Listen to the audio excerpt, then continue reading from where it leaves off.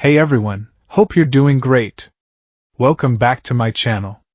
In today's video, we'll dive into what if President Mike found Deku first. Smash that subscribe button, and be sure to peek at the description below. Let's begin. The world was too loud. That was the first thing Midoriya Izuku noticed when the ringing in his ears finally subsided. It wasn't a clean silence. It was a cluttered, chaotic return to reality. The hum of the classroom air conditioning unit, the scraping of chair legs against cheap linoleum, the distant wail of a siren, and the crackling, popping sound of nitroglycerin residue fading from the air. The smell was worse than the noise. Burnt sugar and ozone. It was the scent of Kacchan's quirk, a smell that had once signaled admiration in Izuku's younger heart, but now only signaled danger. Pavlovian conditioning at its finest. Izuku stood frozen near his desk, his shoulders hunched inward as if trying to fold himself into a shape small enough to disappear. His homeroom teacher had already left, shuffling papers and muttering about schedules, completely indifferent to the act of casual cruelty that had just taken place. The other students filed out, laughing, checking their phones, stepping around Izuku like he was a pothole in the road, something inconvenient, but easily ignored. "Don't apply to UA, Deku," Bakugo had said. His voice hadn't been a scream. Screams were easy to handle. It was the low, menacing growl, accompanied by that pitying, arrogant smirk that cut deeper. "You'll just die in the exam." And then, the notebook. Izuku moved mechanically. He picked up his yellow backpack, swinging it over one shoulder. It felt lighter than usual. It was missing the weight of hero analysis for the future, number 13. He walked out of the classroom, down the hallway, and out the back doors. The afternoon sun was blinding, a stark contrast to the gray sludge filling his chest. He walked toward the koi pond under the open window of his classroom. There it was, bobbing on the surface of the green, murky water. The cover was charred black, the edges smoking slightly as the water wickered into the paper. 3 bright orange koi fish were nibbling at the binding, mistaking the burnt carbon for fish food. "That's not for you," Izuku whispered, his voice cracking. He knelt on the concrete lip of the pond, reaching out. The water was cold. He pinched the soggy corner of the notebook and lifted it. It dripped aggressively, a pathetic weeping thing. Hero analysis for the future. The title was barely legible under the scorch mark in the shape of a handprint. "Stupid," Izuku muttered to himself. He tried to wipe the grime off the cover with his sleeve, but it just smeared the soot. Stupid, stupid. The words Bakugo had left him with echoed in his mind, bouncing around his skull like a rubber ball in an empty room. If you want to be a hero that badly, there's a quick way to do it. Believe that you'll be born with a quirk in the next life, and take a last chance swan dive off the roof. Izuku stared at the fish. They stared back, their mouths opening and closing in silent judgment. "I can't believe he said that," Izuku murmured, shivering slightly despite the warmth of the day. "If I actually did it, that would be inciting suicide. He'd get arrested. It would ruin his career before it started." He was analyzing the consequences of his own hypothetical death. That was what he did. He analyzed. He broke things down into data points, statistics, and probabilities because if he could turn the world into math, maybe it wouldn't hurt so much. If he could explain why Kacchan hated him, maybe it wouldn't feel so personal. But it was personal. It was the most personal thing in the world. Izuku stood up, clutching the ruined notebook to his chest. The dampness soaked through his uniform shirt, chilling his skin. He began to walk. He didn't want to go home. If he went home now, his mom would see the burns on his shoulder, the soot on his face, and the red rimming his eyes. She would cry. She would apologize. "I'm sorry, Izuku. I'm so sorry." He couldn't handle the apology today. He didn't want pity. He didn't know what he wanted. He just wanted the static in his head to stop. Mizudafu was a busy city, a sprawling artery of the greater Tokyo metropolis. The streets were filled with people, many of them displaying minor mutations. A man with a long, hose-like nose watered the flowers outside a shop. A woman with floating hair waited at a crosswalk. Izuku kept his head down, navigating the crowds by looking at feet. He turned left, away from the train station that would take him home, and toward the quieter district near the river. There was a park there, a small, forgotten triangle of green sandwiched between an office complex and a radio tower. He liked the radio tower. It was a massive, skeletal structure of red and white steel, piercing the sky. It was the broadcasting home of Put Your Hands Up Radio, the station that hosted President Mick's show every Friday night. Izuku loved radio. Unlike TV, where the flashy visuals of quirks took center stage, radio was just voice. It was pure intent. You couldn't see a hero smiling for the cameras on the radio. You had to hear the sincerity in their tone. President Mike was loud, obnoxious to some, but to Izuku, he was consistent. He filled the silence. Izuku found a bench under a large oak tree, far away from the walking path. He sat down, placing his backpack next to him and setting the soggy notebook on his lap. He opened it. The pages were wet, the ink running in blue and black rivers. Drawing of empty lady. New debut. Gigantification quirk. Needs wide streets to operate effectively. High collateral damage risk. The words were blurred. It doesn't matter, Izuku whispered. He started to mutter. It was a habit he developed years ago, a way to speedrun his thoughts before they could fester. It doesn't matter because even if I fix the notes, the data is already outdated, and without a quirk practical application is impossible, and All Might always says that anyone can be a hero, but the legal definition of a hero requires a license, and the license exam has a physical component that is statistically impossible to pass without performance enhancement, or a mutation. He took a breath, a ragged, hitching gasp, and continued, faster this time. He rocked back and forth slightly.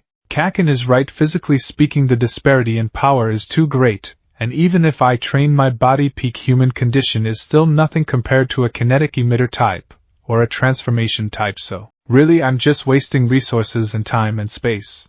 Tears began to prick at the corners of his eyes again. He wiped them away angrily. Stop it. Stop analyzing your own uselessness. Just figure it out. Is there a way? Is there any variable I'm missing? Support items?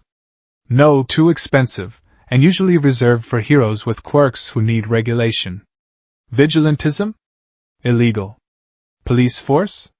Maybe, but they just clean up after heroes. I want to save people. I want to be there with a smile. I want to say I am here and mean it. He looked at the notebook. The ink on the page for Kamui Woods had turned into a dark blob. I can't be here, Izuku choked out. I'm just static. I'm just background noise. Hisashi Yamada was having a week. Not a day, a week. Being a pro hero was hard work. Being a pro hero and a teacher at UA High School was exhausting.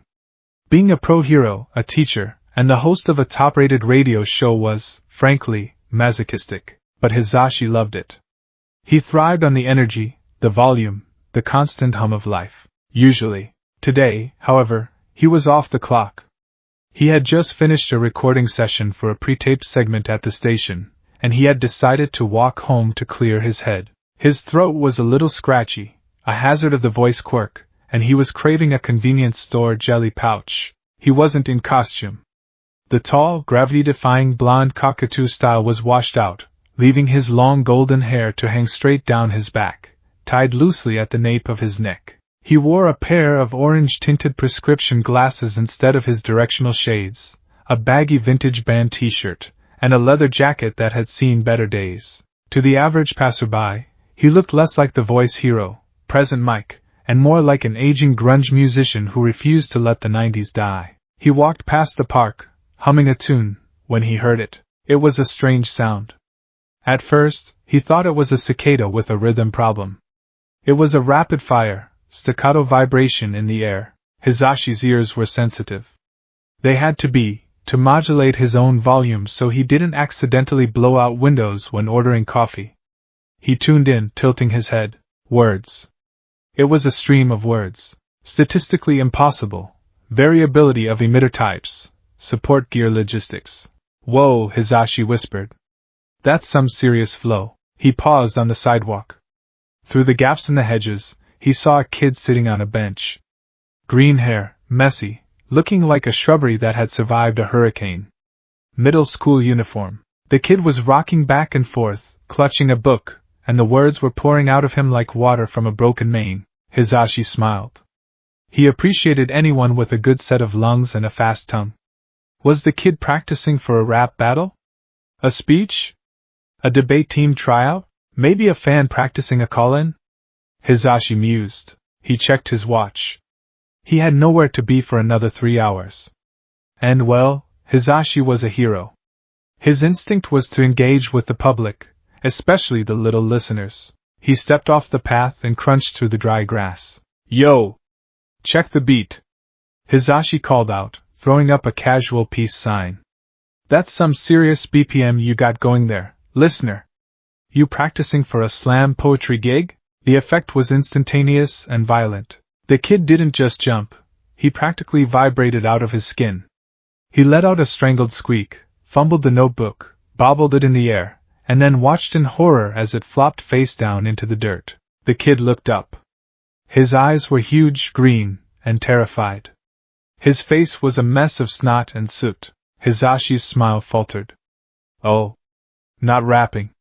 Crying. Whoa, hey, easy there, Hisashi said, dropping his hands to show he wasn't a threat. He pitched his voice lower, shifting from radio host to teacher. Sorry, didn't mean to spook you. You were just muttering so fast I thought you were dropping bars. The kid stared at him. He wasn't blinking. His chest was heaving, hyperventilating. I, the kid stammered. Breathe, kiddo. In for 4, out for 4. Like a song intro. Hisashi mimed a conducting motion. The boy sucked in a breath, held it, and exhaled shakily. He scrambled to pick up his notebook, wiping the dirt off the cover with frantic, jerky movements. Sorry! The boy squeaked. I was distracting. I didn't mean to make noise, No noise pollution here, man. It's a public park. Hisashi took a step closer, but stopped when the kid flinched. That flinch. Hisashi knew that flinch.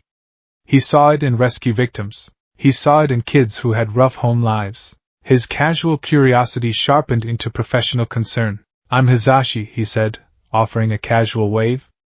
I was just walking by. You looked like you were having a pretty intense conversation with yourself. Everything good on the frequency? The boy stared at him.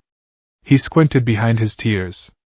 Then, his eyes widened even further. His jaw dropped. That voice, the boy whispered. Hisashi blinked. He was wearing his disguise. Hair down, no speaker collar, old clothes. Usually, people didn't recognize him unless he screamed, "Yeah, your resonance," the boy murmured, his muttering habit kicking back in, though slower now. Slightly higher pitched than average male baritone, but with a unique vibrato in the lower register. The cadence, you emphasize the end of your sentences. And the listener, the boy gasped. He pointed a trembling finger. Put your hands up radio? Friday nights? The Midnight Jam segment? Hisashi grinned. He couldn't help it. He loved being recognized for the show, not just the hero work. Guilty as charged. You a regular listener? Every week. The kid's fear was momentarily eclipsed by pure, unadulterated fanboy energy. Since I was 6. I have your limited edition headset. And I requested the Eraserhead interview 3 years ago. That was you? Hisashi laughed, slapping his knee. Man, Shoyuta hated that. Best day of my life. Good request. The boy looked like he might faint. You're present, Mike. You're here. In civilian clothes. Hair down. Why? Grocery run, Hisashi lied smoothly. Even heroes need jelly packs. But forget about me. He gestured to the bench. Mind if I sit? You look like you're carrying a heavy load, little listener. And I'm not talking about the backpack. The boy hesitated, clutching the wet notebook tighter. He looked around as if expecting a trap. You want to sit with me? Why not? My legs are tired. Hisashi sat down on the opposite end of the bench, leaving plenty of space. He leaned back, crossing his long legs. So, what's the frequency? You were muttering up a storm, something about variable emitter types? The light in the boy's eyes died as quickly as it had appeared. He slumped. The fanba vanished, replaced by the crushing weight of whatever had happened earlier. It's nothing, the boy muttered. Just stupid notes. Didn't sound stupid. Sounded detailed. Hisashi nodded at the book. What happened to it? Looks like it took a swim. It fell. Into a deep fryer? Hisashi raised an eyebrow. I smell nitroglycerin, kid. And burnt paper. The boy froze. He looked at his shoulder, where the scorch mark was. Hisashi's expression hardened behind his glasses.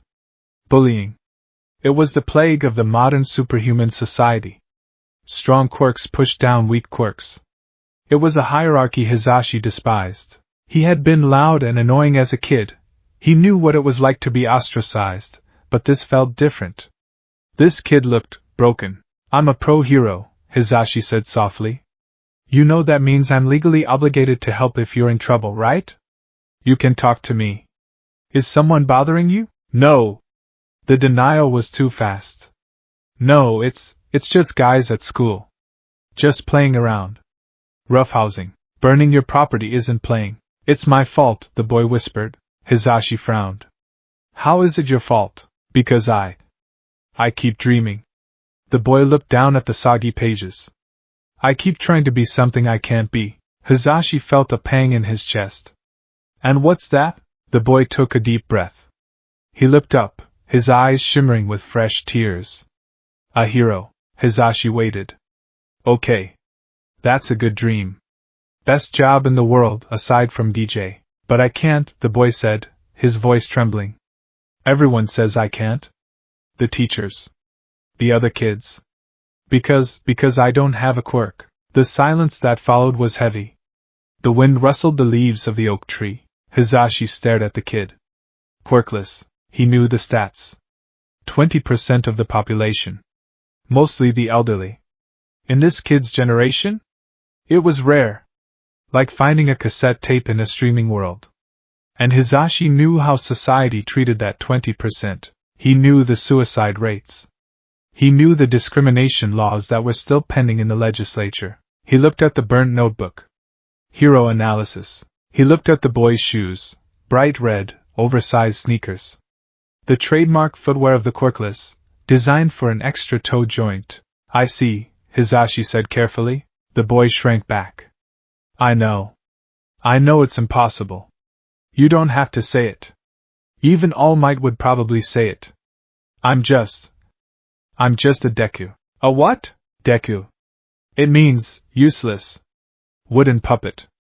Someone who can't do anything. Hisashi felt a spike of genuine anger. Not annoyance. Rage. It started in his gut and rose to his throat, the same place his quirk lived. Someone had called this kid useless so many times he used it as his name. Let me see that, Hisashi said, holding out a hand. Huh, the book. Pass it here. The boy hesitated, then shakily handed over the wet, charred notebook. Hisashi opened it. He expected scribbles. Maybe some drawings of costumes. What he saw was data, dense, scrawled handwriting filled every margin. Sketches of heroes, empty lady, Kamui Woods, backdraft, but not just fan art. Diagrams of range. Notes on weakness. Kamui Woods. Lacquer chain prison is effective for immobilization but vulnerable to fire and dehydration.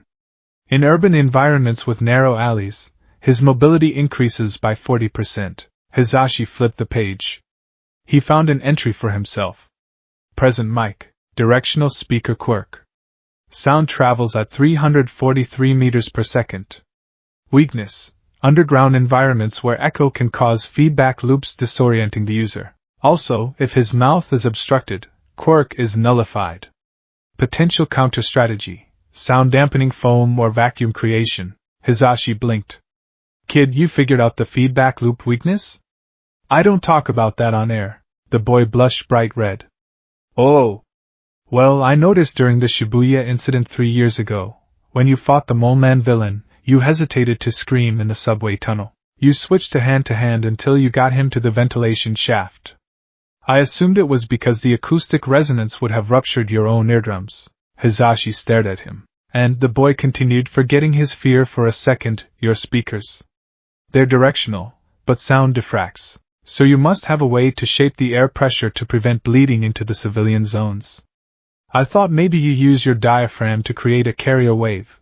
He trailed off, realizing he was rambling. He clapped his hands over his mouth. Sorry. I'm sorry. It's creepy. I know it's creepy. Hisashi slowly closed the notebook. He looked at the boy. He didn't see a quirkless kid. He saw a mixing board. He saw someone who could look at a wall of sound and isolate every single track. Kid, Hisashi said, his voice serious. What's your name? Midoriya. Midoriya Izuku. Midoriya. Who told you that you need a quirk to be a hero? Izuku looked confused. Everyone? The police force? The law? The law says you need a license to use a quirk for hero work, Hisashi corrected. It doesn't say you can't be a hero without one. It's just, nobody has done it yet, because they'd die, Izuku whispered. Without power. I'm just a normal human. I'd be a liability. You think power is just blasting things? Hisashi tapped the notebook cover. Information is power, listener. Strategy is power. You just dissected my entire fighting style from a 3-second news clip from 3 years ago. You know how many pros can't do that? Most of them just punch until the problem stops moving. Izuku stared at him, his mouth slightly open. But I can't punch. So? I can't punch either. I mean I can, but I have noodle arms compared to All Might. Hisashi flexed a thin arm. If I lose my voice, I'm in trouble. If Eraserhead can't see the villain, he's just a guy with a scarf. We all have limits. You just have different ones. Hisashi leaned forward, resting his elbows on his knees. He lowered his glasses so Izuku could see his eyes, chartreuse green with a concentric ring pattern. You said you're static, right? Background noise? Izuku nodded, a tear slipping down his cheek. In radio, Hisashi said, static isn't emptiness. It's the universe speaking. It's energy that hasn't been tuned yet. It's infinite potential waiting for a frequency. He poked Izuku in the chest. You aren't useless, Midoriya. You're just untuned. You've got a supercomputer in that skull of yours, but nobody taught you how to hook it up to the speakers. You're letting the world drown you out because you think you have to be loud to be heard. Izuku's lip trembled. But can I? Can I really be a hero? It was the question. The question he had wanted to ask someone, anyone, for 10 years. Hisashi looked at the burned notebook. He thought about the bullies. He thought about the apathy of the teachers who let this kid get burned and told him to give up. He thought about the crushing loneliness of being the only one hearing a melody nobody else could hear. Hisashi slammed his hand on the bench. The sound made Izuku jump. Hell yeah, you can! Hisashi shouted. It wasn't a quirk-enhanced scream, but it was loud. A few pigeons took flight. You can be a hero, Izuku Midoriya. Hisashi grinned, a fierce, predatory grin. But not if you keep listening to the haters. You gotta turn the volume up. If you don't have a quirk, you gotta be smarter, faster, and louder than everyone else. You gotta make them listen. Izuku stared. The words washed over him. You can be a hero. It wasn't a pitying maybe. It was a shout. It was a demand. Something inside Izuku's chest, a knot that had been pulled tight for a decade, suddenly snapped. He burst into tears, not the quiet, scared crying from before. This was ugly crying. He doubled over, clutching his stomach, sobbing so hard he couldn't breathe. He wailed. He clutched his knees and just let it all out, the fear, the frustration, the heat of the explosions, the cold of the pond water. Hisashi didn't tell him to stop. He didn't look away. He just reached out and placed a hand on the boy's uninjured shoulder. A steady, grounding weight. Let it out, Hisashi said softly. Clear the airwaves. We can't broadcast on a jammed signal. They sat there for a long time. The sun began to set, casting long orange shadows across the park. The cicadas started their evening chorus, providing a backing track to Izuku's sobbing. Eventually, Izuku ran out of tears. He sat up, hiccups racking his small frame. He wiped his face with his sleeve, leaving streaks of grime. I'm sorry, Izuku croaked. I got snot on your jacket. Hisashi looked at the sleeve of his leather jacket. There was indeed a smudge. He laughed. Battle scar. Don't worry about it. Punk rock, right? He stood up and stretched, his back popping. Alright, listener. Sun's going down. You got a way home? Izuku nodded, sniffling. Train. Cool. I'm walking you to the station. You don't have to. Ah! Hisashi wagged a finger. Pro-hero, remember? Ensuring the safety of civilians. Plus, if I leave you here, you'll probably start analyzing the structural integrity of the swing set and forget to eat dinner. Izuku managed a weak, watery smile. I might. They began to walk out of the park. The silence between them wasn't heavy anymore. It was comfortable. So, Hisashi said, hands in his pockets. You got a plan for high school? Yue, Izuku said automatically. Then he flinched. I applied. But nothing. Yue is the goal? Then we aim for Yue. Hisashi looked down at him. The entrance exam is in 10 months, right? Yes. And let me guess. You haven't done any physical training because you thought it was pointless? Izuku looked at his feet. I study. Brains are good. Muscle is better. Both is best. Hisashi stopped at the crosswalk. If you're gonna be the first quirkless hero, you can't be flimsy. You need to be able to run faster than the guys who can fly. You need to hit harder than the guys with rock skin. And you need support gear that fits your style. Izuku looked up. Support gear? You like my speakers? Hisashi tapped his throat. I have a buddy. Power Loader. Teaches the support course. He loves a challenge. Designing gear for a quirkless hero? He'd drool over that. The walk's signal turned green. They stepped into the street. Wait, Izuku said, stopping in the middle of the crosswalk. Are you offering to help me? Hisashi turned back. The neon lights of the city were flickering on, reflecting in his orange glasses. I'm offering to tune you up, Midoriya, Hisashi said.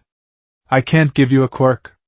But I can give you a voice. I can teach you how to fight, how to move, and how to analyze on the fly without mumbling so much you bite your tongue. He reached into his jacket pocket and pulled out a card. It wasn't a generic agency card. It was a sleek, black card with a gold waveform logo. Put your hands up, radio direct line. He handed it to Izuku. This is the private number for the booth. Not the call-in line. The producer line. Izuku took the card with trembling hands. It felt heavy, like gold. If you're serious, Hisashi said, his grin returning, sharp and challenging. If you really want to prove them wrong. If you want to turn that static into a symphony. Call me tomorrow. We start training at 0600 hours. Izuku looked at the card, then up at the hero. For the first time all day, maybe for the first time in years, the fog in his head cleared. The static vanished. He stood up straighter. He wiped the last tear from his cheek. Yes, sir, Izuku said. His voice cracked, but it was loud. That's the volume I like to hear. Hisashi gave him a thumbs up. Now go home, eat something with protein, and get some sleep. You look like a zombie extra from a B-movie. Thank you, Izuku said. Thank you, Present Mike. Call me Yamada when we're off air, kid. Hisashi watched the boy run toward the station entrance. Izuku stopped at the turnstiles, looked back, and waved. Hisashi waved back. As the boy disappeared into the crowd, Hisashi's smile faded into a look of steely determination. He pulled out his phone and dialed a number. Eraser, Hisashi said when the line clicked open. What do you want, Mike? I'm sleeping. Wake up. I found a project. I hate your projects. They usually involve loud noises and paperwork. This one's different, Hisashi said, looking back at the park bench where a lonely boy had been crying over a burned notebook. This one's gonna be louder than all of us. He hung up, shoved his hands in his pockets, and walked into the neon-lit night, humming a new tune. The static was gone. The broadcast was just beginning. The business card sat on the desk like a tiny, black monolith. Midoriya Izuku stared at it. He had been staring at it for the better part of 3 hours, ignoring the math homework open in front of him. The card was sleek, matte black with gold embossing that caught the light of his desk lamp. Hisashi Yamada, producer/host/hero. Direct line, 03xxxxxxxxx. It felt heavy. Not physically, of course, it was just cardstock, but the weight of implication was enough to crush the air out of the room. Yesterday felt like a fever dream. The park, the crying, the loud blonde man who smelled like hairspray and expensive leather. Present Mike. The voice hero had sat on a park bench and told Izuku he wasn't useless. He had told him to turn the volume up. But now, in the quiet safety of his bedroom, the static was creeping back in. He was just being nice, Izuku whispered to his all-might action figure. He's a pro-hero. Public relations is part of the job. You don't tell a crying kid he's delusional to his face. You give him a card, you walk him to the train, and you hope he forgets by morning. Izuku pushed the card away. It slid across the smooth surface of the desk and bumped into the spine of Hero Analysis for the Future, number 13. The notebook was a ruin. The pages were crinkled and stiff from drying out, the cover warped and stained with soot. Izuku had spent the night trying to salvage it with a hairdryer and tears. It was legible, barely, but it looked like an artifact dug up from a war zone. Izuku? The soft knock on the door made him jump. He scrambled to cover the business card with his math textbook. Why yeah, Mom? Inko Midoriya peeked into the room. Her face was lined with the perpetual worry that had etched itself there ever since Izuku's 4th birthday. She held a plate of sliced apples. I brought you a snack, she said gently, stepping inside. She looked around the room, her eyes lingering on the All Might posters that plastered every inch of the walls. You've been very quiet today, honey. Is everything okay? Did something happen at school yesterday? Your uniform was so dirty. Izuku felt the familiar stab of guilt. He forced a smile, the mask he had perfected over 10 years. No, Mom. Just tripped during PE playing soccer. I'm fine. Just studying. Inko didn't look convinced. She placed the apples on the corner of the desk. She hesitated, her hand hovering over his shoulder before she pulled it back. Okay. Just don't study too hard. Dinner is in an hour. Kacchan. Thanks, Mom. She left, closing the door with a soft click. Izuku let out a breath he didn't know he was holding. He looked at the apples. He looked at the math book. He moved the book. The card was still there. Turn the volume up. Izuku grabbed his phone. It was an older model, the screen cracked in the corner. He opened the radio app. It was Friday, 1900 hours. Put your hands up radio was starting. He put his headphones on, the large, noise-canceling ones he had saved up his allowance for 6 months to buy. He pressed play. Yaewa. Good evening, Nizudafo. Good evening, Japan. Good evening to all the little listeners tuned in from the comfort of their homes, their cars, or their secret hero lairs. The voice exploded into Izuku's ears, familiar and electric. Even through the digital compression of the app, present mix energy was infectious. It cut through the gloom in Izuku's chest like a sonic boom. It's Friday night. You know what that means. The work week is dead and gone, the villains are, hopefully, in custody, and it's time to spin the tracks that make the world go round. I'm your host, the man with the plan and the vocal cords of gold, Present Mai's. Izuku found himself smiling. He couldn't help it. Tonight's lineup is spicy. We got new tracks from Deep Dope, a classic throwback hour at midnight, and of course, our signature segment at the top of the hour, Hero Talk, where we break down the week's biggest brawls, the flashiest saves, and the quirks that made us go whoa. Izuku pulled his knees to his chest, spinning his chair back and forth. He listened as Mike played a set of high-energy J-rock. He tried to focus on the music, but his mind kept wandering to the phone number on the card. Call me tomorrow. Today was tomorrow. But surely Mike hadn't meant during the show. He meant during business hours. Or maybe he didn't mean it at all. The music faded. A jingle played, a sound effect of a siren turning into a bass drop. All right, listeners. We're back. It's time for Hero Talk. Let's open the phone lines. The topic tonight, the downtown jewelry heist foiled this afternoon by the tag team of Death Arms and Kamui Woods. We saw a lot of property damage, we saw some big hits, but the villain, Prism, gave them the slip for 20 minutes. Let's talk strategy. What went right? What went wrong?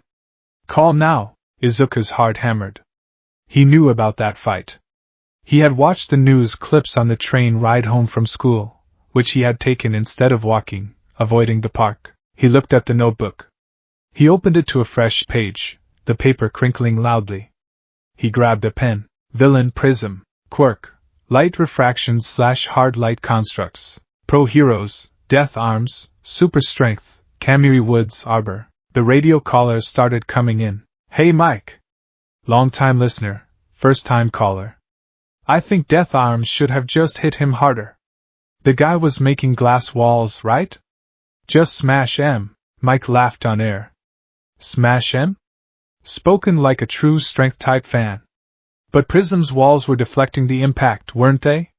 Death Arms was looking a little winded by the end. Next caller. Hi. I think Kamui Woods was the problem. He's wood, right? And the villain was using light. Maybe he was afraid of catching fire? Izuku frowned. No, he muttered to the empty room. That's not it. Prism wasn't using lasers. He was using hard light. It's solid. No heat signature. Kamui wasn't afraid of fire. He was afraid of lack of purchase. His branches couldn't grip the smooth surfaces of the barriers. Another caller. They should have waited for a hero with a darkness quirk. Or maybe a mirror quirk to reflect it back. Wrong, Izuku said, louder this time. He was pacing the room now. Reflecting it back would just feed Prism's reserve. He absorbs ambient light to create the constructs. Mirrors would just give him more ammo. You need to cut the source. You need to obscure the ambient light. He looked at the phone. The number on the screen was the public call-in line. The number on the card was the private line. He shouldn't call. He was just a middle school student. A quirkless middle school student. What did he know compared to the adults calling in? If you want to be a hero without a quirk, you have to be louder than the doubters. Izuku stopped pacing. His hand was shaking. He didn't dial the private number. That felt presumptuous. Instead, he hit the button for the public line. Busy tone. He hit redial. Busy, redial. Busy. It became a challenge. A rhythmic tapping of his thumb. He needed to say this. He needed to correct the record. It wasn't about showing off. It was about the truth. The analysis was sloppy, and sloppy analysis got heroes killed. Ring. Izuku froze. Put your hands up, radio, you're on hold. Topic is Prism. What's your take? A bored voice, probably a screener. Izuku squeaked. He cleared his throat. I have a theory about the refractive index of the barriers versus the tensile strength of Kamui Woods' lacquered chain prison. Silence on the other end. Then say that again? The refractive index. The physics were wrong. Hang on. You're next. The line clicked. Soft jazz music played, the hold music. Izuku's heart was beating so hard he could feel it in his teeth. What was he doing? He should hang up. He was going to stutter. He was going to embarrass himself on national radio. And we're going to line 3. You're on the air with Present Mike. Who's this? Izuku gripped the phone with both hands. I'm Deku. The name slipped out before he could stop it. A habit. A defense mechanism. Deku? Like the training dummy?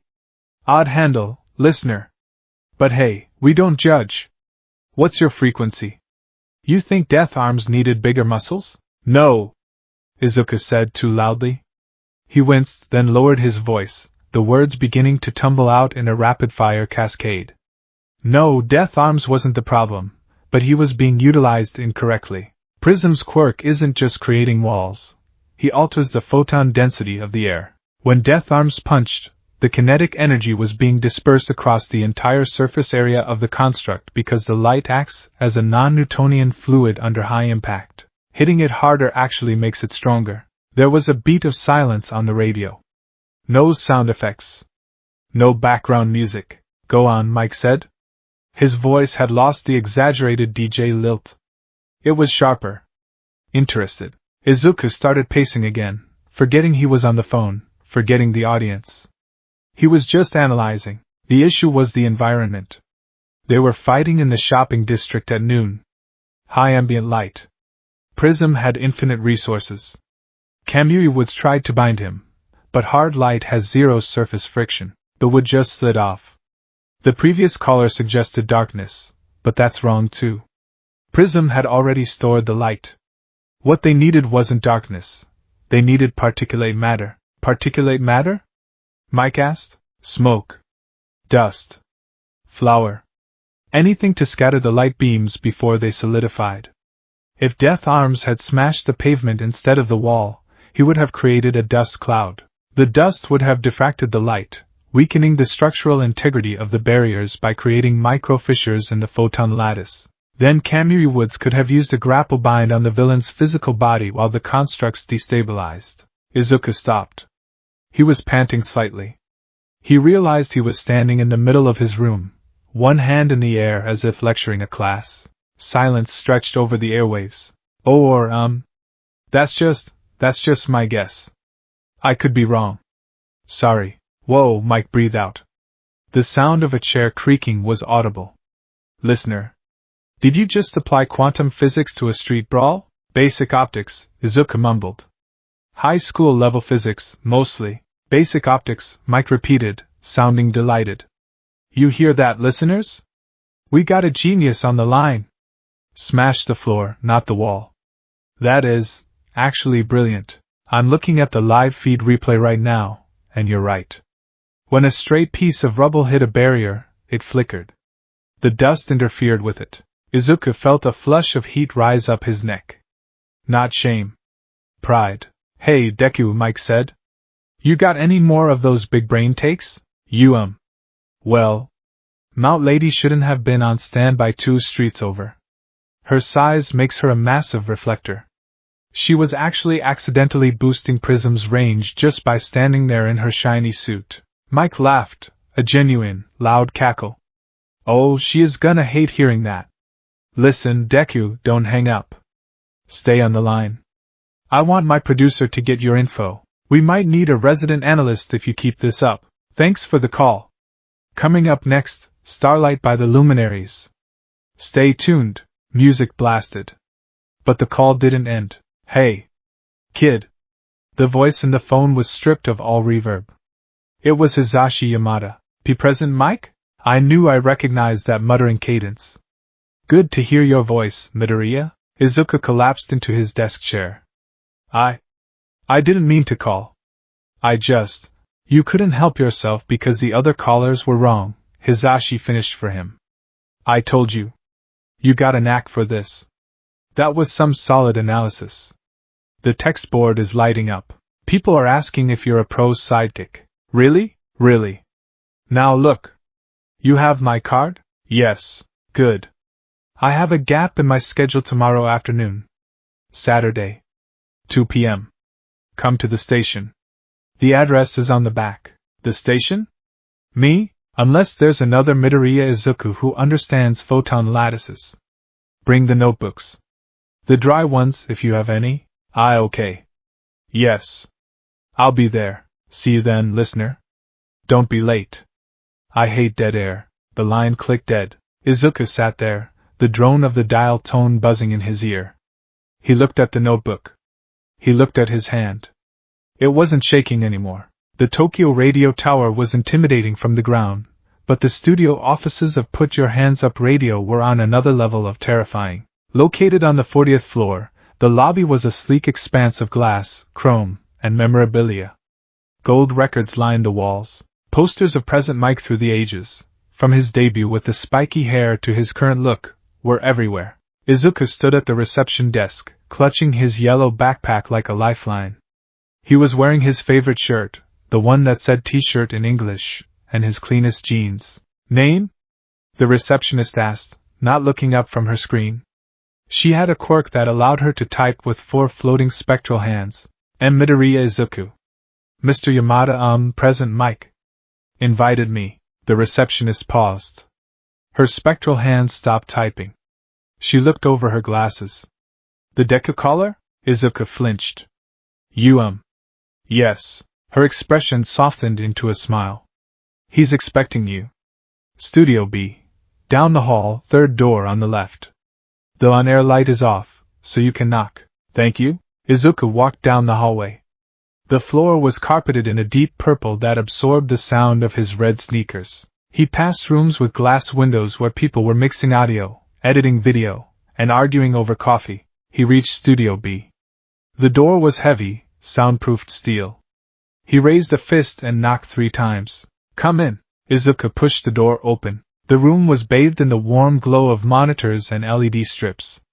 The walls were covered in acoustic foam in zigzag patterns. In the center of the room sat a massive crescent-shaped desk loaded with buttons, sliders, and screens. Sitting behind it, spinning lazily in a chair, was Hisashi Yamada. He looked different than he had in the park, but also different from his hero persona. He wore the directional speaker around his neck, but his hair was in a half-up, half-down bun. He wore a loud Hawaiian shirt over a black turtleneck. "Welcome to the hive, little listener." Hisashi grinned, spinning the chair to face him. "Shut the door. Gotta keep the sound crisp." Izuku closed the door. The silence in the room was instant and absolute. The acoustic treatment sucked the ambient noise right out of the air. It was peaceful. "Have a seat." Hisashi kicked a rolling stool toward him. Izuku sat, placing his backpack on his lap. "This place is amazing. Is that a Newman U87 microphone? And the mixing board, is that a custom build?" Hisashi whistled. "Gearhead too? I like it. Yeah, custom rig. Built by Power Loader at UA. Best in the business." Hisashi leaned forward, resting his chin on his hands. His playful demeanor shifted slightly, becoming more focused. "So, you called in? You crushed the analysis. You showed up." Yeah? How's the notebook?" Izuku unzipped his bag and pulled out the charred remains of Volume 13, along with Volume 14, which he had started the night before, and Volume 10, which contained his older present mic notes. "Volume 13 is readable," Izuku said, placing them on the desk. "I started transferring the data to a new one, but..." Hisashi reached out and took the books. He treated the burnt one with surprising delicacy. He opened it, flipping through the crinkled pages. He didn't speak for a long time. The only sound was the rustle of paper. Izuku watched him, anxiety gnawing at his stomach. Was he judging the handwriting? The drawings? The obsession? "This isn't just fanboy stuff," Hisashi said quietly, without looking up. "I've seen fan notebooks. They usually list height, weight, blood type, and special moves. They treat us like trading cards." He tapped a page. It was an analysis of the hero backdraft. Water pumps require external hydration source. In prolonged fights, backdraft becomes sluggish. Speculation, lactate buildup in the quirk factor muscles. Suggested support item, portable electrolyte mist injector attached to the gauntlets. Hisashi looked up, his green eyes piercing behind the orange shades. "You're diagnosing quirk physiology flaws and proposing engineering solutions." "You're 12? 14, Izuku corrected. "And, it's just a hobby." "It's useless." "Stop saying that," Hisashi said sharply. He closed the book. "Midoriya. Look around you." He gestured to the studio. "What is my quirk?" "Voice," Izuku said instantly. "A mutant-type quirk located in the vocal cords that allows for high-volume, high-frequency sonic projection." "Wrong." Izuku blinked. "Huh? That's my power," Hisashi said. "That's the gun. But that's not what makes me a hero. And it's definitely not what makes me a radio host." Hisashi tapped his temple. "My quirk is knowing what to say, and how to say it so people listen. If I just screamed randomly, I'd be a villain. Or a noise complaint. It's the control that matters. It's the signal." He pushed the notebooks back toward Izuku. "You have a quirk, Midoriya." Izuku froze. His heart skipped a beat. "No. I don't," the doctor said. "I'm not talking about genetics," Hisashi interrupted. "I'm talking about this." He pointed at the stack of books. "Processing speed.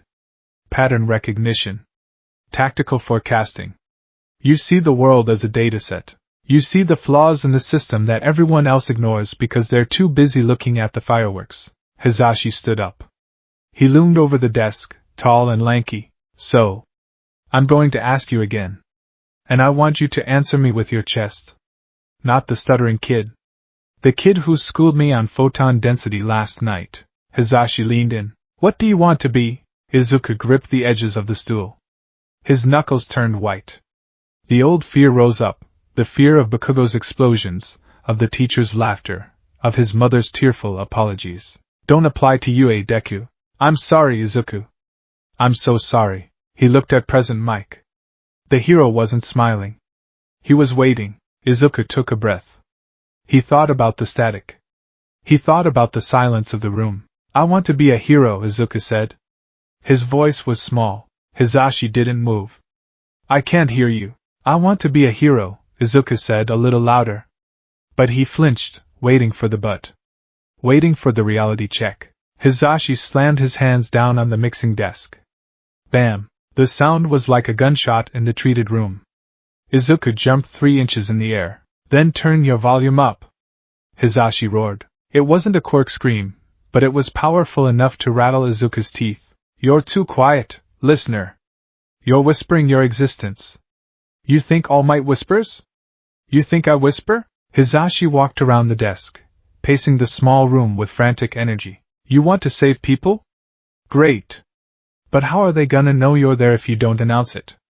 How are the villains gonna fear you if you apologize for breathing the same air as them? He stopped in front of Izuku, crouching down so they were eye level. He grabbed Izuku's shoulders. His grip was firm. Being quirkless is a disadvantage. I'm not gonna lie to you and say it isn't. You're starting the race with a 50-pound weight on your back while everyone else is in running shoes. Izuku stared at him, eyes wide, trembling. But guess what? Hisashi grinned, and it was a feral, dangerous grin. That means when you cross the finish line, you'll be stronger than all of them. But you have to want it. You have to be willing to bleed for it. And most importantly, you have to stop acting like you're broken. Hisashi let go and pointed to a massive dial on the mixing board labeled Master Gain. You are currently at a 2. I need you at an 11. If you want to be a hero without a quirk, you have to be louder than the doubters. You have to be smarter than the brutes. You have to be undeniable. He held out a hand. I can train you. I can get your body ready for the exam. I can teach you how to fight dirty, because you're gonna need to fight dirty. I can get my friend to build you gear that will make those explosions look like party poppers. Hisashi's expression softened, just a fraction. But I can't give you heart. You gotta bring that yourself. So? What's it gonna be, Midoriya? Are you gonna stay on mute? Or are we gonna make some noise? Izuku looked at the hand. He thought about the rooftop he didn't jump from. He thought about the koi fish. He thought about the radio broadcast. Quantum physics to a street brawl. He wasn't useless. He was just quiet. Izuku stood up. His legs were shaking, but he stood. He reached out and grasped Hisashi's hand. I'll do it, Izuku said. He squeezed his eyes shut for a second, then opened them, burning with a new, terrified determination. I want to make noise. Please, teach me. Hisashi squeezed back, pulling Izuku into a rough, one-armed hug/headlock. Yeah! Hisashi screamed, throwing his other fist into the air. That's what I'm talking about. Welcome to the label, kid. You're signed. He released Izuku, who stumbled back, dizzy but smiling.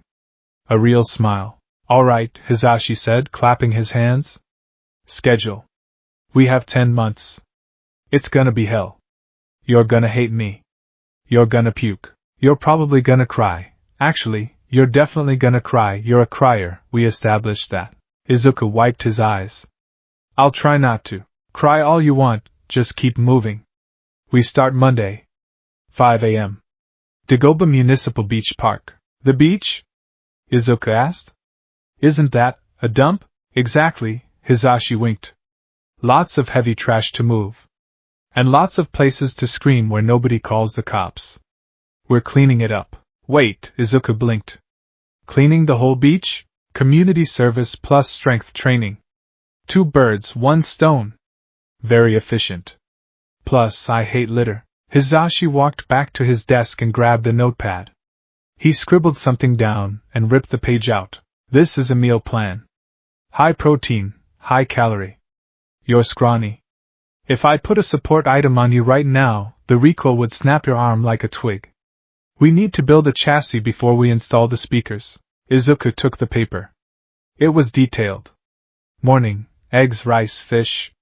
Lunch, chicken, broccoli. Dinner, more chicken. And this, Hisashi handed him another paper. Is a reading list.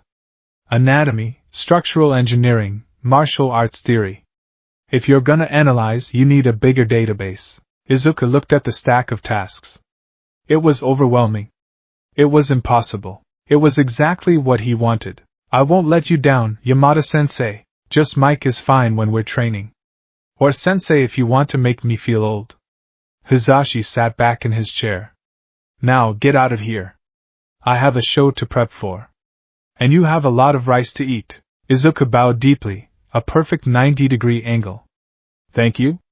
Thank you so much. He grabbed his backpack and his notebooks. He turned to the door. Hey, Midoriya, Hisashi called out. Izuku paused, hand on the handle. Yes?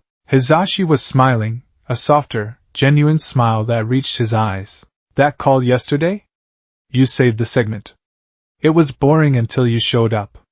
You have a good voice. Don't be afraid to use it. Izuku felt his face heat up. He nodded, unable to speak, and slipped out of the room. As the heavy door clicked shut, the silence of the hallway washed over him. But this time, it didn't feel empty. Izuku clutched the meal plan to his chest. He walked toward the elevator. As he stepped in, he caught his reflection in the mirrored wall. His eyes were still red. His hair was still a mess. He was still the same quirkless kid he was yesterday, but he reached up and touched his throat. Volume up, he whispered to his reflection. He grinned. The elevator doors closed, and for the first time in his life, Midoriya Izuku felt like he was going up. Inside Studio B, Hisashi Yamada spun in his chair. He picked up his phone and opened a messaging app. To Eraserhead, Grumpy Cat. From Present Mike. Mike, it's official. The kid is in.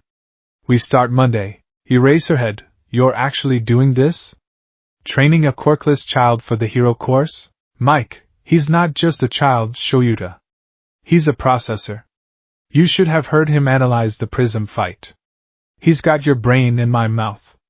It's a terrifying combination. Eraserhead, if he dies in the entrance exam, I'm blaming you. Mike, he won't die. I'm gonna make sure he's the loudest thing in that arena. Eraserhead, just don't make him annoying. Mike, no promises. Winky face, Hisashi put the phone down. He looked at the mixing board. He pushed the master gain fader all the way up to the top. Let's see what you got, Deku, he murmured. Let's make some noise. The apartment smelled of roasted green tea and anxiety. Midoriya Inko sat on the edge of the sofa, her hands clasped so tightly in her lap that her knuckles were white. Across from her, sitting at the low shibudai table, was a man who looked like he had walked out of a rock concert and gotten lost in a quiet residential neighborhood. Hisashi Yamada, Present Mike, had made an effort. He had tied his long blonde hair back into a respectable, low ponytail. He was wearing a button-down shirt, though it was a loud leopard print, and slacks. He had even removed his orange sunglasses, revealing keen, intelligent green eyes that watched Inko with a mixture of sympathy and seriousness. Izuku sat between them, vibrating with a frequency that threatened to rattle the teacups. Mrs. Midoriya, Hisashi began, his voice surprisingly soft. It was his late-night jazz hour voice, smooth, calming, and bereft of his usual sonic boom. Thank you for allowing me into your home. Inko looked from the pro-hero to her son. Izuku was looking at the floor, but his hands were clenched into fists on his knees. Not in anger, but in determination. She hadn't seen him look like that since he was 4 years old, watching the computer screen. Mr. Yamada, Inko said, her voice wavering. Izuku tells me you want to train him. For Yue, that is correct. But... Inko's eyes filled with tears. It was an automatic reaction, a biological reflex honed over a decade of apologies. He's quirkless. You know that, right? It's dangerous. The hero course. Children get hurt. Even children with strong quirks get hurt. She turned to Izuku, reaching out to touch his arm. Izuku, baby, please. I just want you to be safe. I can't. I can't watch you break yourself trying to be something impossible. Izuku looked up. His eyes were wet, but he didn't look away. Mom. It's not impossible. Mike-sensei says it's just harder. Much harder, Hisashi interjected honestly. He didn't sugarcoat it. Mrs. Midoriya, I'm not going to lie to you. The path he wants to walk is brutal. The world isn't built for a quirkless hero. The entrance exam alone is designed to weed out anyone who can't destroy a tank with their bare hands. Inko paled. Then why? Why encourage him? Hisashi leaned forward, resting his elbows on the table. Because the world is wrong. And because your son has a gift that has nothing to do with genetics. He tapped the side of his head. I've met pros with mountain-shattering quirks who couldn't analyze their way out of a paper bag. Izuku? He sees the world in high definition. He understands quirks better than most of the people who have them. But analysis doesn't stop a villain, Inko whispered. No, Hisashi agreed. But strategy does. Speed does.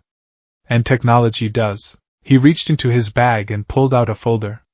He slid it across the table. This is a training regimen. It covers martial arts, parkour, evasion tactics, and non-lethal subdual techniques. And this, he pointed to a section on the second page, is a permission slip for the UA support department.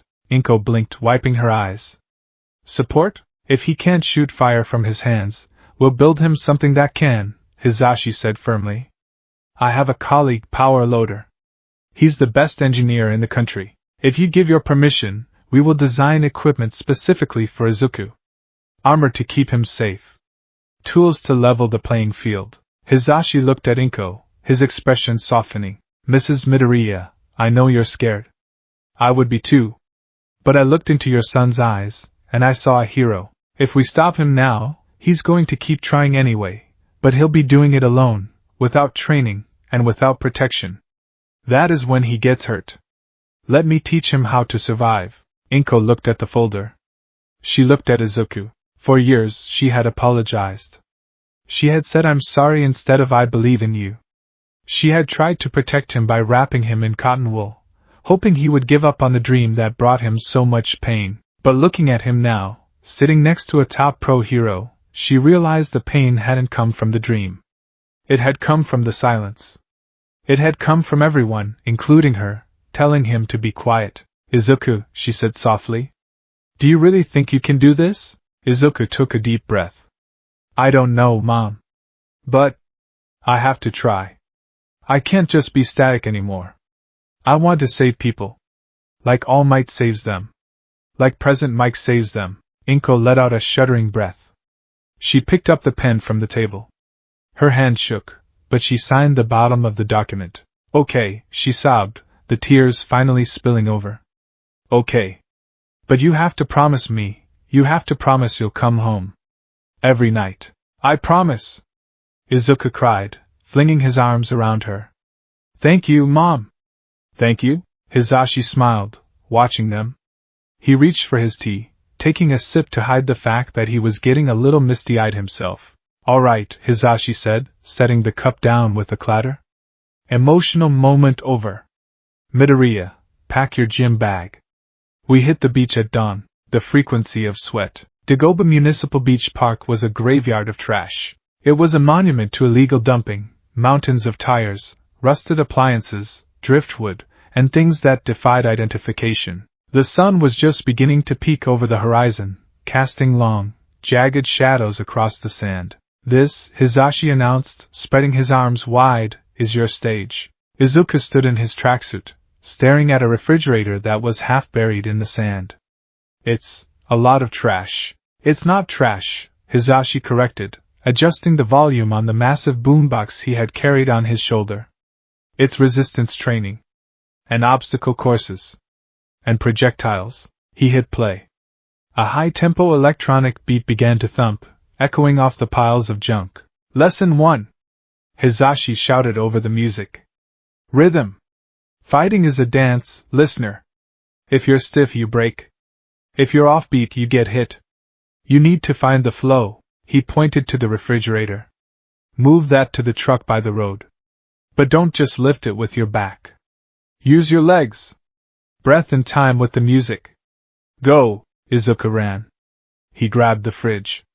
It didn't move. Push! Hisashi yelled. Use your core!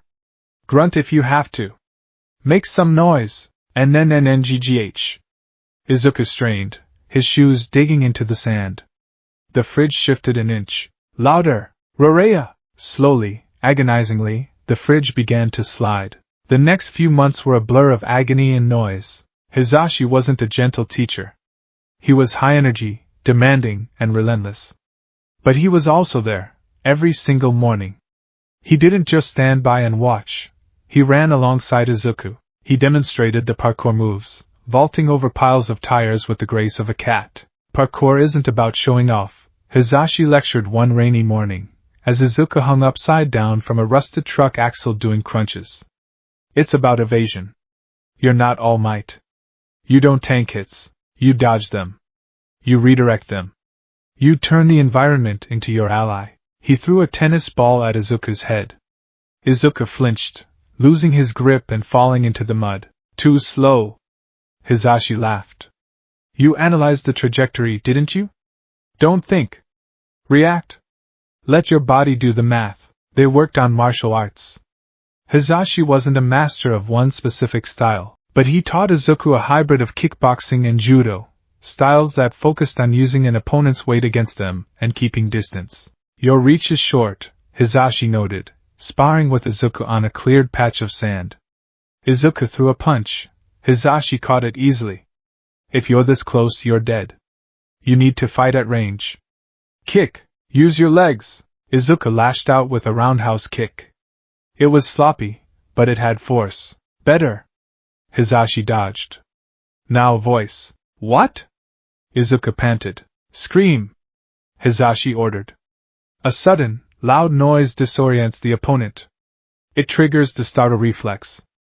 It freezes them for 0.5 seconds. That's all you need. Hey!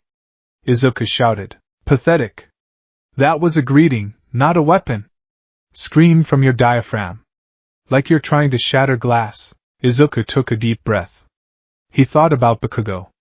He thought about the sludge villain that hadn't happened yet. He thought about every person who looked through him. Hey! It was louder. Sharp.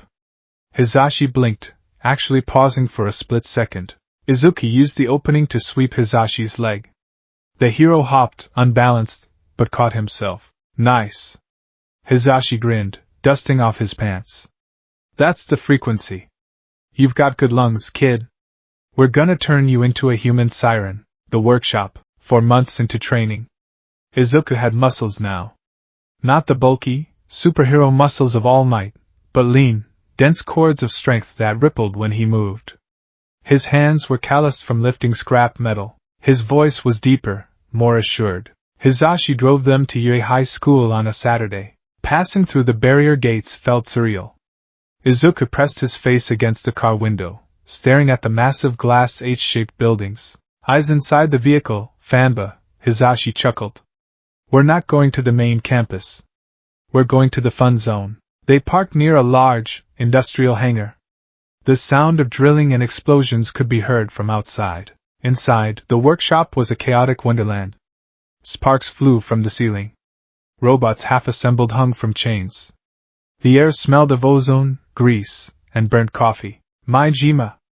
Hisashi called out, stepping over a pile of gears. I brought the package. A small hero wearing a yellow excavation helmet and massive gauntlets emerged from under a tank. Higuri Maijima, the excavation hero, power loader, wiped oil from his face with a rag. You're late, Mike, power loader grunted. I had a student blow up station 10 minutes ago. I'm in a bad mood. You love explosions, Mike dismissed. This is Midoriya Izuku. The one I told you about. Power loader looked at Izuku. His gaze was critical, assessing. The quirkless kid? Izuku stiffened, instinctively straightening his posture. Yes, sir. Pleased to meet you, Power loader hummed. He walked around Izuku, poking his arm, checking his balance. Mike says you analyze quirks. Says you're a genius strategist. I just take notes, sir. Don't be modest, Mike said, leaning against a workbench. Show him the notebook, Izuku. Izuku pulled out Hero Analysis for the Future, number 14. It was pristine, organized, and filled with diagrams. He opened it to the page he had prepared for Power Loader. I had some ideas, Izuku said, handing it over. For support gear. Based on my limitations, Power Loader took the book. He adjusted his helmet. He read the page. Then he read the next one. His eyebrows, hidden under the helmet, shot up. Directional sonic projection, Power Loader read aloud. Utilizing a parabolic reflector and a localized amplifier, powered by lung capacity. Yes, Izuku explained, his hands moving as he talked. Since I don't have a quirk factor to fuel a device, we have to use biomechanics. Mike-sensei taught me how to control my diaphragm to maximize air pressure. If we can funnel that pressure through a resonance chamber, we could theoretically create a sonic blast of around 120 decibels, enough to stun, but not permanently damage hearing. And the weapon shape? Power Loader pointed to a sketch. A mask, Izuku said. To protect my jaw and throat, but also to house the amplifier. And handheld units. Batons. Hollowed out with tuning forks inside. If I strike them against a surface, or against each other, they resonate. If the mask has a receiver, I can modulate the frequency. Power Loader looked at Mike. Where did you find this kid? Found him in a park talking to fish, Mike grinned. Can you build it? Power Loader slammed the book shut. A manic grin spread across his face. Can I build it? Kid, you just solved a feedback issue I've been having with my own gauntlets for 3 years. Step into the scanner. Let's get your measurements. The next few hours were a flurry of lasers, measuring tapes, and 3D modeling. Izuku was in heaven. He and Power Loader spoke a language of physics and engineering that left even Mike a little lost. We need a material that vibrates but doesn't shatter, Power Loader muttered, typing on a holographic keyboard. Titanium alloy is too rigid. Maybe a carbon fiber weave with a polymorphic core? What about the material they use for Mount Lady's suit? Izuku suggested. It stretches and compresses without losing structural integrity. If we layered that inside the resonance chamber, it would act as a dampener for the recoil. Power Loader finished. Brilliant. Expensive, but brilliant. Mike, you're paying for this. Put it on the Yay tab, Mike waved his hand. Call it research and development. By the end of the day, they had a prototype. It wasn't pretty. It was a bulky, dark green half-mask that covered Izuku's nose and mouth, connected by tubes to a small compressor unit worn on his chest. It looked like a villain's breathing apparatus. Try it, Power Loader said, handing it to him. Izuku strapped it on. It smelled like new plastic. It was heavy, but it felt empowering. Like putting on a face that wasn't his own. A face that wasn't afraid. Stand over there. Power Loader pointed to a firing range with a dummy target. Take a deep breath. Focus your air into the mouthpiece. Don't just blow, Project. Izuku planted his feet. He remembered the beach. The fridge. The rhythm. He inhaled. The chest unit hummed. Shout! Mike yelled. Smash! Izuku screamed into the mask. He didn't mean to use All Might's catchphrase, it just came out. Boom! The air in front of him shimmered. A visible ripple of distortion shot out of the mask's front emitter. It hit the target dummy 10 meters away. The dummy didn't explode. But it was shoved backward violently, as if hit by an invisible truck, and the head snapped back with a loud crack. Izuku stumbled back, the recoil hitting his neck. Whoa! 115 decibels, Power Loader read off a monitor. Focused within a 30-degree cone. Kid, you just shouted a punch. Mike pumped his fist. That's the frequency. The voice hero, Deku, is coming online. Izuku touched the mask. It was warm. It works, he whispered. I can fight. The sludge incident, remixed. It was 2 months before the entrance exam. The training had intensified. Izuku was carrying the completed, refined version of his support gear in his backpack everywhere he went. It was collapsible now. The echo mask folded into a size of a large pair of headphones, and the resonance batons collapsed into handles. He was walking home from the grocery store, taking a shortcut through the Tatooine shopping district. Then, the explosion happened. It wasn't a normal fire. It was explosive. The ground shook. People started screaming and running. A villain? Izuku muttered, his instincts kicking in. He didn't run away. He ran toward the smoke. When he pushed through the crowd, he froze. The alleyway was a sea of flames. In the center, a massive, grotesque monster made of sludge was wreaking havoc. It had eyes, crazed, shifting eyes, and a mouth full of jagged liquid teeth, and it had a hostage. Let him go! Death Arms shouted, trying to punch the sludge, but his fists just sank in. I can't get close. Kamui Woods yelled. The fire is too intense. Where is All Might? Someone in the crowd screamed. Izuku squinted through the smoke. He saw a face in the sludge. A terrified, angry face gasping for air. Kacchan. Bakugo Katsuki was suffocating. His explosions were popping uselessly against the fluid, only creating more smoke. His eyes were wide with panic. He looked fragile. Izuku's body moved. Kid! Stop! Death Arms yelled. Izuku didn't listen. He ducked under the police tape. He wasn't thinking about dying. He was analyzing. Target is fluid. Physical strikes are ineffective. Heroes are stalled by heat and lack of purchase. Bakugo creates explosions, nitroglycerin sweat. If I use fire, it's too volatile. I need to disrupt the cohesion of the fluid. He reached into his bag. His hands were practiced fast. Click hiss. The echo mask snapped onto his face. Snick snick. The resonance batons extended in his hands. He sprinted into the fire. The heat was intense, but his adrenaline was higher. DKU? Bakugo choked out, seeing the green figure charging at him. The sludge villain laughed, a wet gurgling sound. Another suit for me to wear? A brave little hero wannabe? He lashed out with a tentacle of sludge. Fast. Faster than human reaction time. But Izuku had been dodging tennis balls thrown by a pro hero for 8 months. He slid on his knees, ducking under the tentacle. He slammed one of his batons against a metal lamppost as he passed. Ding! The baton absorbed the vibration. Izuku pointed the tip at the sludge. He triggered the release. A sharp, high-frequency screech cut through the air. The sludge villain recoiled, the liquid shivering. Gah! What is that noise?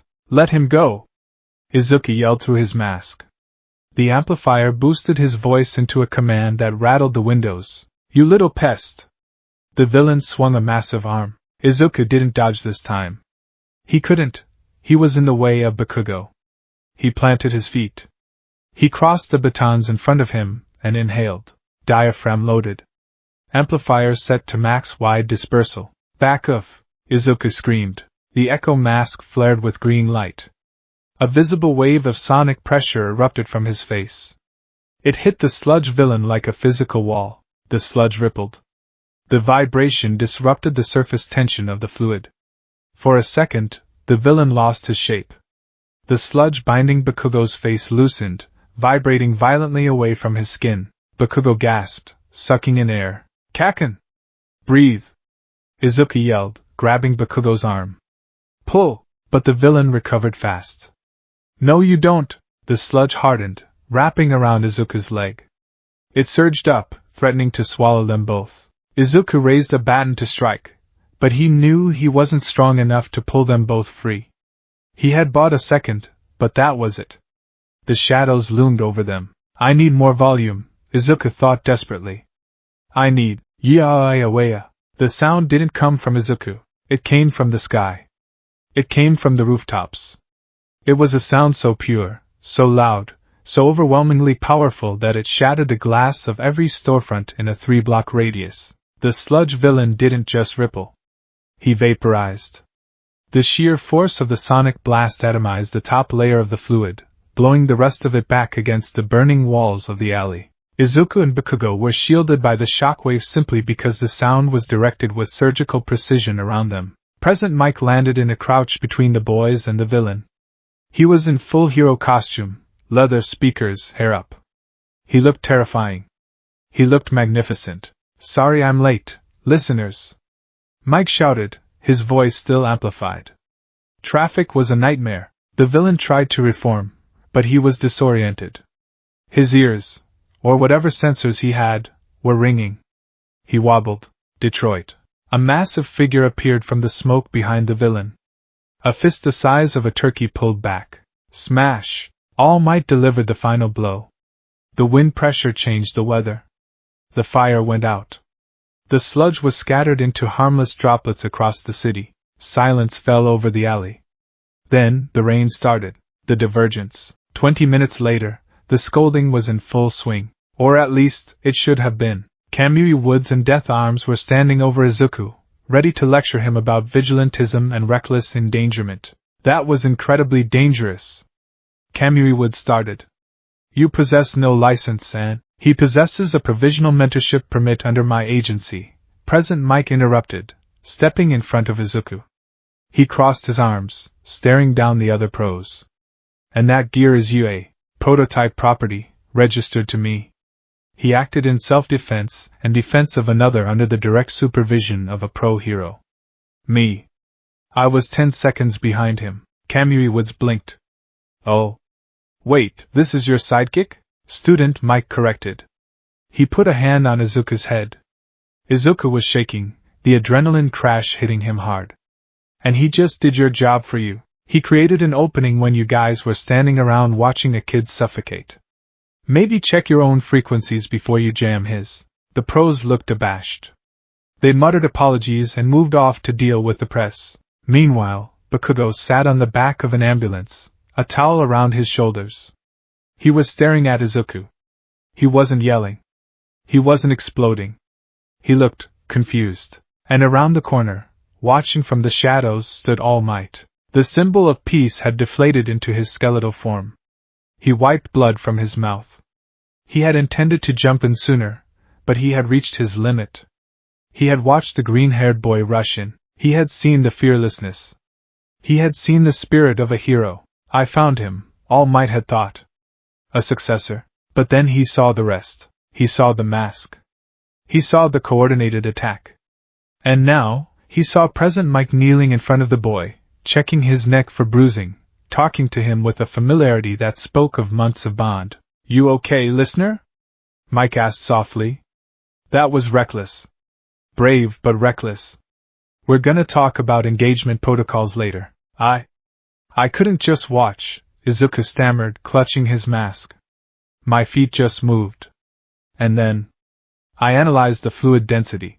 I know, Mike smiled, ruffling his hair. You did good, kid. You were loud. All Might watched them. He saw the mentor and the student. He already has someone, All Might realized. He has a teacher. He has a path. A pang of regret hit All Might. The boy was perfect. But the boy was also taken. To step in now, to offer one for all, might complicate the foundation Yamada had already built. And clearly, the boy was quirkless. Mixed specific interest in him suggested he was proving a point. If All Might gave him a quirk now, it would undermine everything they were working for. Young man, All Might thought, a sad smile touching his lips. You are already a hero. You don't need my power to prove it. All Might turned and walked away, disappearing into the crowd. He would have to keep looking for a successor. Perhaps Yui would have other candidates. Back at the ambulance, Izuku looked up. He thought he saw a flash of blonde hair, not mix, disappear around the corner. Mike-sensei, Izuku said. Do you think I can pass the exam? Mike looked at the scorched alleyway. He looked at Bakugo, who was still staring at Izuku with that bewildered expression. Izuku, Mike said, using his first name. You just stunned a villain that beat 2 pros. You didn't just pass the test. You just set the curve. He stood up and offered Izuku a hand. Come on. We have 2 months left. We need to upgrade those batteries. You drained them in one shot. Izuku took the hand. The static in his head was gone completely now. All he could hear was the music of the future, and it was going to be loud. The morning of the UA entrance exam, the air was crisp, biting, and filled with the terrifying scent of destiny. Midoriya Izuku stood at the threshold of the massive glass gates, his red sneakers scuffing the pavement. He wasn't the same boy who had cowered here in his imagination 10 months ago. He was taller. His shoulders were broader, filling out the black Kacchan of his middle school uniform. His jawline was sharper, defined by months of chewing protein bars and gritting his teeth against the weight of rusted refrigerators. But the biggest difference was the silence. Usually, Izuku's mind was a frantic storm of muttering and doubt. Can I do this? What if I fail? Everyone is looking at me. Today, there was a quiet humming in his chest. A low-frequency carrier wave. It was the rhythm Hisashi Yamada, present Mike, had drilled into him. Breathe in for 4. Hold for 4. Exhale for 4. Check your levels. Izuku took a deep breath. He checked his backpack straps. Inside lay the case containing his future, the echo mask and the resonance batons, freshly charged and calibrated by power loader just yesterday. Out of my way, Deku. The voice was low, gravelly, but lacked its usual explosive bite. Bakugo Katsuki walked past him, hands in his pockets. He didn't shoulder check Izuku. He didn't scream. He just walked, his eyes fixed on the distant tower of the main campus. Since the sludge incident 2 months ago, Bakugo had been quiet. He hadn't bullied Izuku. He hadn't burned any notebooks. He mostly just stared at Izuku with a furrowed brow, as if trying to solve a math equation that didn't make sense. How does the pebble have a voice? How did the pebble save me? Good luck, Kacchan, Izuku said. He didn't stammer. Bakugo paused. He glanced back, sneering slightly, but it felt reflexive rather than malicious. Don't die, nerd. The teachers won't save you this time. He marched off. Izuku smiled faintly. I don't need them to. He stepped through the gates. The campus was swarming with applicants. Hundreds of students from across the country, all with colorful mutations and flashy quirks, were converging on the testing site. Izuku walked among them, a quirkless boy with a backpack full of metal, and for the first time, he didn't feel like an extra. He felt like the main act waiting for his cue, the written exam. The written portion was held in a massive lecture hall. It was quiet, the only sound the scratching of pencils and the shifting of paper. For many, this was the boring part. For Izuku, it was a warm-up. He flipped the packet open. Question 1. Analyze the collateral damage ramifications of the Shimura incident of XX45. Izuku almost laughed. He had written a 10-page essay on this for Mike just last week as part of his hero law and ethics homework. His pencil flew across the page. Question 5. Calculate the trajectory of a projectile with variable mass. Physics. Mike had made him calculate the trajectory of thrown trash while doing crunches. This was child's play. Question 12. Quirk ethics. A villain is holding a hostage in a gas-filled room. You have a fire quirk. Do you engage? No, Izuku wrote, pressing hard on the paper. Fire triggers the explosion. You evacuate the perimeter, cut the ventilation to lower oxygen levels if possible, and wait for a specialist or a non-volatile entry team. Heroism is not just action, it is risk assessment. He finished with 20 minutes to spare. He looked around. Most students were sweating, chewing their erasers. Bakugo, 3 rows ahead, was writing aggressively, looking like he wanted to murder the paper. Izuku set his pencil down. He closed his eyes and visualized the practical exam. He didn't know what it would be, but he knew UA. It would be a simulation. Robots? Maybe. Hired villains? Unlikely due to liability. Robots, he decided.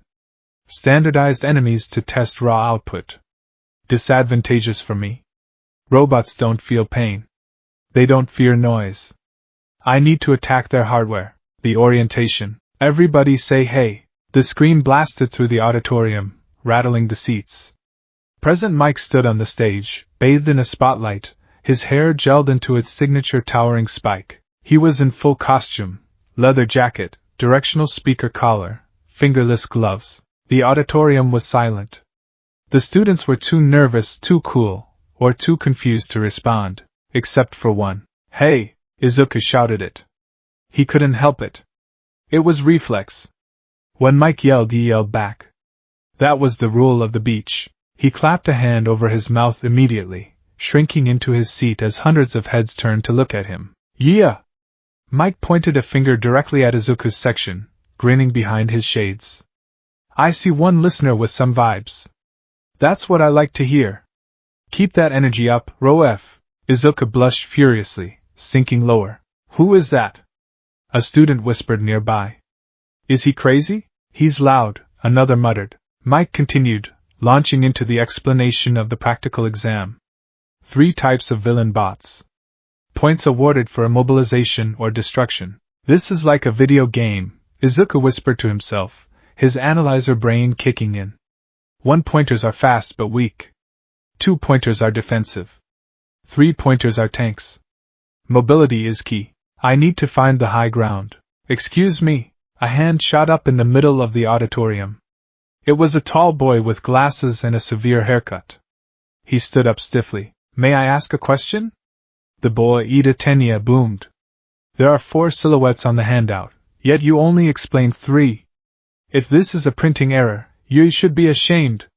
And you, Ida whipped around, pointing a rigid finger straight at Izuku. You've been muttering this whole time. It's distracting. If you're here to mess around, please leave. The auditorium went deadly silent again. Izuku felt the heat rising in his cheeks. The old Izuku would have stammered an apology and shut down, but Izuku heard Mick's voice in his head. Turn the volume up. Izuku slowly lowered his hand from his mouth. He looked at Ida. He didn't stand up, but he met the boy's gaze. I'm analyzing the enemy types to formulate a strategy, Izuku said. His voice wasn't loud, but it was clear. It carried. If that distracts you, maybe you should focus on your own exam. A ripple of shock went through the room. Someone in the back whistled low. Ida blinked, taken aback. He hadn't expected a retort. Well, strategy is important but… Okay. Settle down, listeners. Mike intervened, waving his hands. Examining 7111 has a point, and so does our muttering friend. The 4th robot is a 0-pointer. It's an obstacle. A gimmick. If you see it, run away. It's not worth the trouble. Ida bowed stiffly. Thank you for the clarification. He sat down, but he shot a lingering, appraising glance at Izuku. Mike wrapped up the presentation with his signature catchphrase. Plus ultra. Now get to your battle centers. As the students filed out to change into their gear, Izuku caught Mick's eye. The hero gave a subtle, almost imperceptible nod. Showtime. Battle Center B. The changing rooms were a chaotic mess of spandex and nervous energy. Izuku stood by his locker, pulling on his outfit. It wasn't a costume, not yet. It was a sturdy, dark green tactical jumpsuit made of reinforced canvas, heavy enough to offer protection, light enough for parkour. He strapped on his knee and elbow pads. He laced up his red sneakers, pulling the laces tight. Then the gear. He opened the hard case. The Echo mask gleamed in the locker room light, a dark metallic half-mask with a grill over the mouth and tubes running down to the compressor unit he strapped to his chest. He clicked it into place. A soft hiss indicated the seal was airtight. Next, the resonance batons. He clipped the retractable metal rods to his utility belt. Whoa, a guy with spiky red hair, Kurishima said from the next locker. That is some manly gear, dude. Is that a support item? Yeah, Izuku said, his voice slightly filtered and metallic through the mask speaker. It helps focus my output. Is that allowed? Another student asked, a blonde with a naval laser belt, Aoyama. It seems like cheating? Non? I filed the paperwork, Izuku said simply.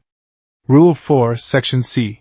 Applicants with non-combat quirks or physical limitations may petition for support equipment usage provided the equipment is safety-rated and non-lethal. He slammed his locker shut. I'm complying with the rules. He walked out, leaving the others whispering. Non-combat quirk. That was the lie he had to live for now. It was safer than saying quirkless. If they thought he had a weak voice quirk that needed amplification, they wouldn't question it. The bus ride to Battle Center B was tense. Izuku sat near the back, running diagnostics on his mask. Battery at 100%. Compressor pressure stable. Tuning fork resonance calibrated to 440 Hz. When they arrived, the sheer scale of the mock city took his breath away. It was a metropolis. The students gathered at the massive gate. Ida was there, wearing engine exhaust armor on his legs. So was the girl with the brown bob, Uraraka, who looked like she was about to throw up from nerves. Izuku tapped his batons against his thigh. Click-clack. Click-clack. A nervous tick. Hey, a voice said. Izuku looked up. Ida was standing over him. I apologize for my outburst earlier, Ida said stiffly. I was on edge. However, he gestured to Izuku's mask. Do you really intend to fight robots with a megaphone? It's not a megaphone, Izuku said. It's a cannon. Before Ida could respond, the buzzer sounded. Start. Mick's voice boomed over the city speakers. What are you waiting for? There are no countdowns in real fights. Go! Go! Go! While the other students hesitated, confused by the lack of a 3-2-1, Izuku was already moving. He sprinted. His training at the trash beach kicked in. His legs pumped, eating up the pavement.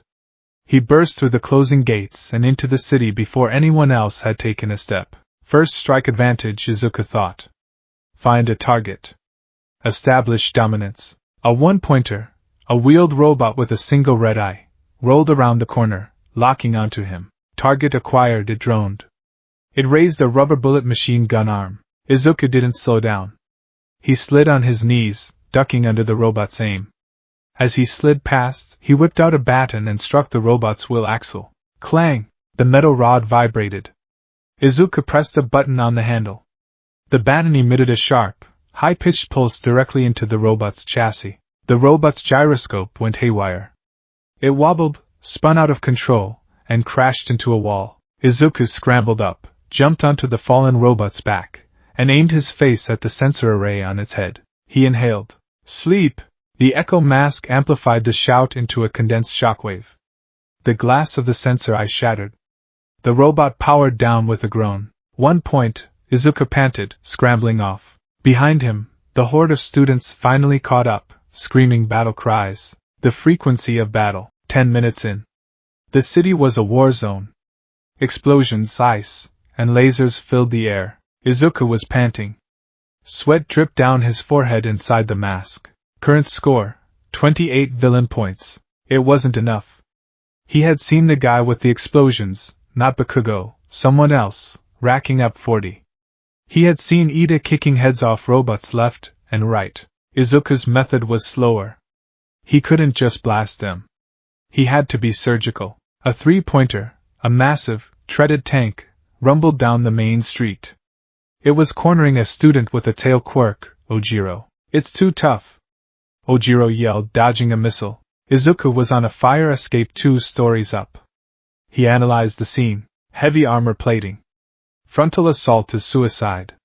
Weakness, the turret joint. It's exposed to allow rotation. Hey! Tailman! Izuku yelled, his voice amplified to cut through the noise.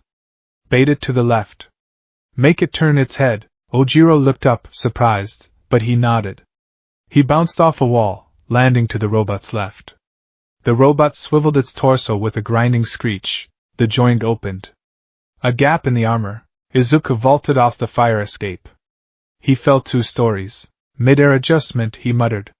He pulled the pin on a flashbang grenade, a support item Mike had insisted he carry, and dropped it into the gap in the armor as he fell past. He landed in a roll, springing up and covering his ears.